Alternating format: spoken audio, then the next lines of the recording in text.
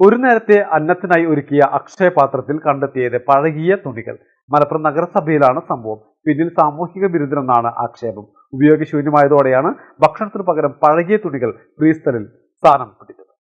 മലപ്പുറം നഗരസഭയിൽ ഭക്ഷണം പാഴാക്കാതെ അർഹരായവർക്ക് എത്തിക്കാനായി സ്ഥാപിച്ചതാണ് അക്ഷയപാത്രം. എന്നാൽ ഭക്ഷണം സൂക്ഷിക്കേണ്ട ഫ്രീസറിലാണ് പഴകിയ തുണികൾ സൂക്ഷിച്ചിരിക്കുന്നത്. സാമൂഹിക വിരുദ്ധരാണ് സംഭവത്തിന് പിന്നിലെന്നാണ് ആക്ഷേപം. മുൻ ഭരണസമിതിയുടെ കാലത്താണ് പദ്ധതി നടപ്പിലാക്കിയത്. വിവാഹ ചടങ്ങുകളിലും മറ്റും ബാക്കിയാവുന്ന ഭക്ഷണം പാഴാക്കാതെ അർഹരായവർക്ക് എത്തിക്കുക എന്നതായിരുന്നു പദ്ധതിയുടെ ലക്ഷ്യം. കോട്ടപ്പടി താലൂക്ക് ആശുപത്രിക്ക് സമീപത്തെയും കുന്നുമൽ മഞ്ചേരി ഭാഗത്തെയും ബസ് ബേകളിലാണ് അധികൃതർ ഇതിനായി ഫ്രീസറുകൾ സ്ഥാപിച്ചത്. കുടിശ്ശിക വന്നതോടെ KCB വൈദ്യുതി ബന്ധവും വിച്ഛേദിച്ചു. ഇതോടെ ഫ്രീസറുകൾ ഉപയോഗശൂന്യമായി. പുതിയ ഭരണസമിതി അധികാരത്തിലെത്തിയതോടെ അവ നഗരസഭയിലേക്ക് മാറ്റാൻ തീരുമാനമെടുത്തു. കോട്ടപ്പടിയിലെ ഫ്രീസർ നഗരസഭയിലേക്ക് മാറ്റിയിരുന്നു. മാറ്റാതെ കിടന്ന കുന്നുമലിലെ ഫ്രീസറിലാണ് പഴകിയ തുണികൾ സ്ഥാനം പിടിച്ചിരിക്കുന്നത്.